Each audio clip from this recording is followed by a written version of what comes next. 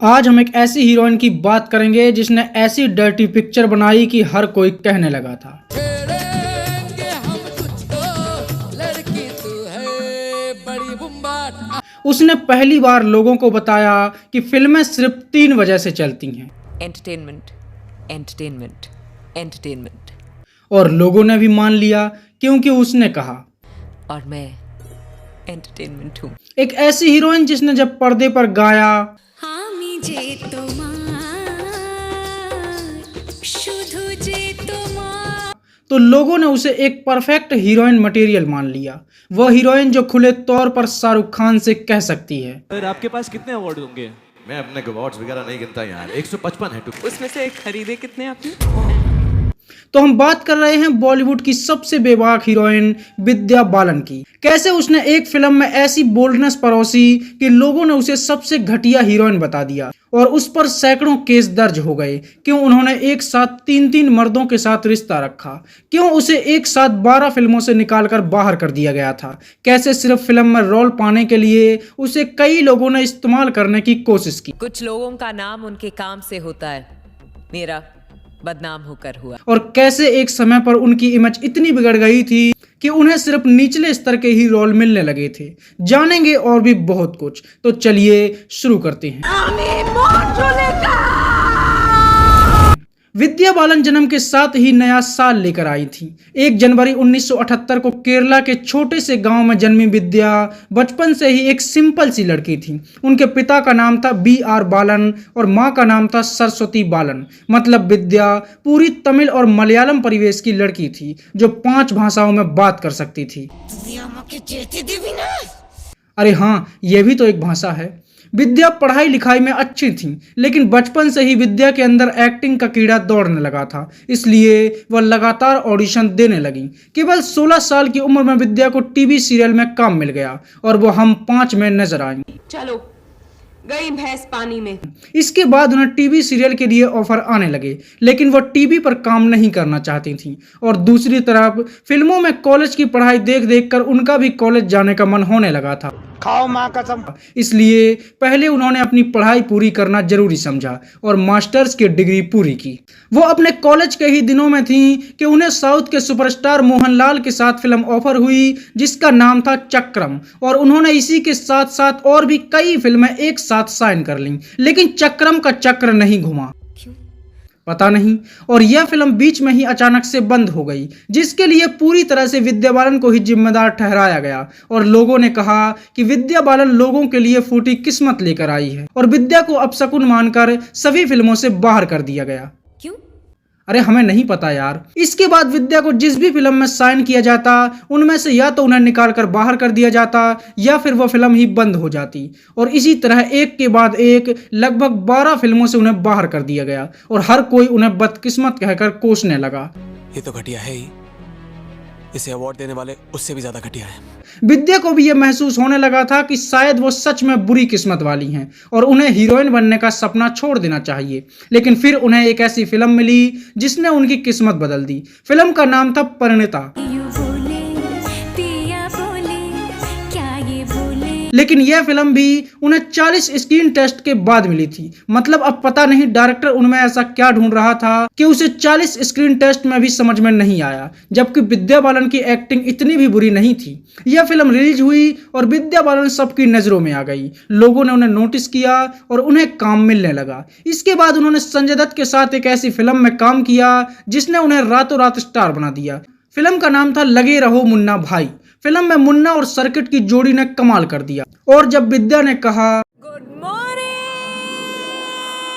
मुंबई, तो संजय दत्त के साथ साथ हर कोई उनका दीवाना हो गया। इसके बाद 2007 में वो एक साथ कई फिल्मों में नजर आईं, जिनमें गुरु, जिसमें उन्होंने अभिषेक बच्चन और ऐश्वर्या राय के साथ काम किया, और बेचारे अभिषेक बच्चन को इस फिल्म से जैसे डूबते को तिनके का सहारा मिल गया। नाम क्या था तुम्हारा?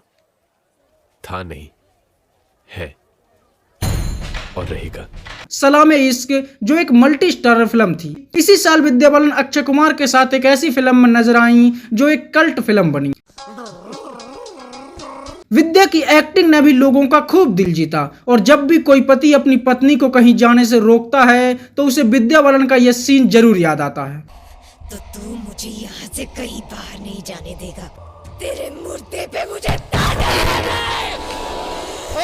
फिल्म का नाम था भूल भुलैया और इस फिल्म में अक्षय कुमार और राजपाल यादव के किरदारों को आज भी बॉलीवुड का आइकॉनिक किरदार माना जाता है, खास करके छोटा पंडित। अरे बेटी पुष्पा, कहाँ जा रही हो अपने गधे पर बैठकर? फिल्म इतनी बड़ी हिट हुई कि जिसकी सीरीज आज तक चल रही है। इसके बाद 2008 में उन्होंने 2 फिल्मों में काम किया। अजय देवगन के साथ आई हल्ला बोल, लेकिन यह फिल्म बॉक्स ऑफिस पर हल्ला नहीं मचा पाई। और दूसरी थी शाहिद कपूर के साथ किस्मत कनेक्शन, और इस फिल्म में काम करते हुए शाहिद कपूर के साथ उनका सच में कनेक्शन जुड़ गया, जिसकी चर्चा हम आगे के वीडियो में करेंगे।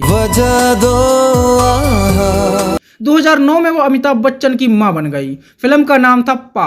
अभिषेक बच्चन का कैरियर तो नहीं चल रहा था, तो फिल्म निर्माताओं ने सोचा कि क्यों ना उन्हें अमिताभ बच्चन का पिता बना दिया जाए। ये क्या है? और इस फिल्म में विद्या बालन ने अमिताभ बच्चन की मां का किरदार निभाया। विद्या बालन ने कई मिस्ट्री थ्रिलर फिल्मों में भी काम किया, जिनमें नो वन किल्ड जेसिका और कहानी जैसी फिल्में शामिल रहीं। और कहानी की कहानी इतनी बेहतरीन थी कि इसने सभी का दिमाग घुमा दिया।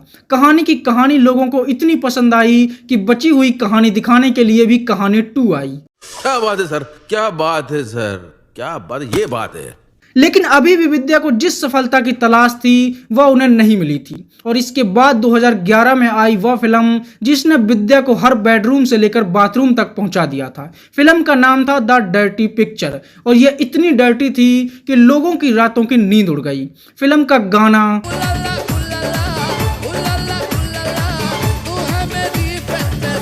इतना बड़ा हिट हुआ कि हर शहर के नुक्कड़ पर बस यही सुनाई देने लगा। इस फिल्म में विद्या की बोल्डनेस को देखकर हर किसी की जुबान पर बस एक ही नाम था, और वह थी सिल्क सी अभिनेत्री विद्या बालन। लेकिन इस फिल्म में विद्या को जितनी शोहरत मिली उतनी ही परेशानी भी मिली। फिल्म में एक समय की जानी मानी आइटम गर्ल सिल्क की कहानी दिखाई गई थी, लेकिन इसके लिए लोगों ने विद्या की खूब आलोचना की। लोगों ने उनके पोस्टर जलाए और उन्हें जान से मारने की धमकियां तक मिलने लगी थी। प्रॉब्लम तेरे माँ बाप से है, उन्हें तुझे पैदा ही नहीं करना चाहिए था। उन पर कई लोगों ने अश्लीलता फैलाने के लिए केस भी दर्ज कर दिए थे, और लोग उन्हें भर भर कर गालियां परोसने लगे। लेकिन इससे विद्या को और भी ज्यादा फायदा हुआ, और जो लोग उन्हें नहीं जानते थे वह भी उन्हें जानने लगे। इसके बाद कुछ समय के लिए विद्या ने फिल्मों से दूरी बनाई और तेल शैम्पू बेचकर वो लड़कियों को पढ़ाई के लिए प्रेरित करने लगी और कहने लगी, इसके लाभ का 5% जाए इनकी शिक्षा की ओर। निहार शांति आमला, देखो खूबसूरत, करो खूबसूरत। उन्हें भी अमिताभ बच्चन की तरह यह समझ में आ गया था कि फिल्मों से ज्यादा आसान तो विज्ञापनों में काम करना है, और कुछ भी बेचो बस पैसा आना चाहिए। इसलिए उन्होंने भी लगभग 950 से भी ज्यादा एड में काम किया। जहाँ सोच वहाँ शौचालय।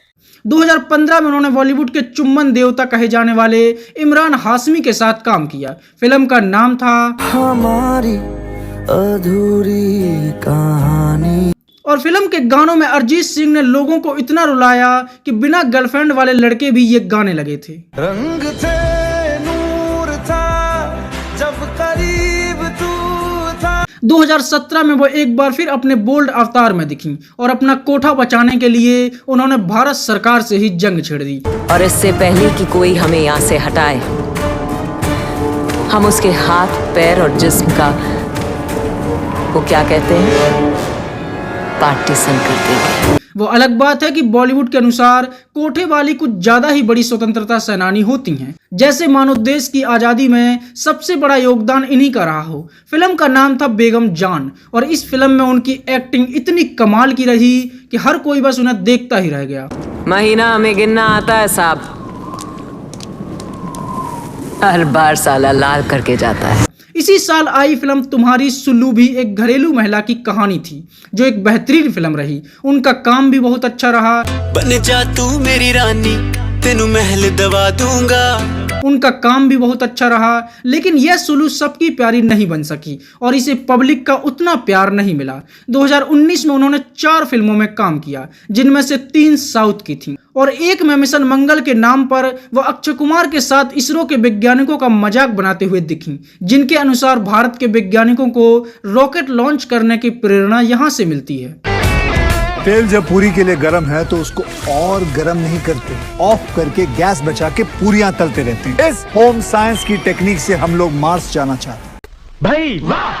2020 में वो एक बार फिर से शकुंतला देवी में दिखाई दी और यह फिल्म भी बहुत चर्चित रही, जिसमें एक जीनियस की कहानी को दिखाया गया था। 891. How do you do it? 923. How are you doing this? How? 2773730. 2021 में वो एक वेब सीरीज शेरनी में दिखाई दी, जिसमें उनका काम सच में शेरनी वाला था, जिसे लोगों ने खूब पसंद किया। इस फिल्म में भी उन्होंने एक दमदार किरदार निभाया और लोगों ने इसे खूब पसंद किया। इसके बाद 2022 में जलसा में भी उनके काम का खूब जलसा मनाया गया। 2023 में भी उनकी एक ही फिल्म आई जिसका नाम था नियत, और जो एक मर्डर मिस्ट्री फिल्म थी। और इस फिल्म में भी विद्या बालन हमेशा की तरह कमाल करती हुई दिखी। क्या कर रही हैं आप? क्या कर रही हैं आप? अपना काम। 2024 में वो 2 और 2 प्यार में नजर आईं और अब एक बार फिर से सालों बाद वो मंजूलिका बनकर लौटी हैं। फिल्म भूल भुलैया 3 एक बार फिर से उनके जीवन की एक बड़ी फिल्म बन चुकी है और माधुरी दीक्षित के साथ जो तड़का विद्या ने लगाया है उसे सालों तक याद रखा जाएगा।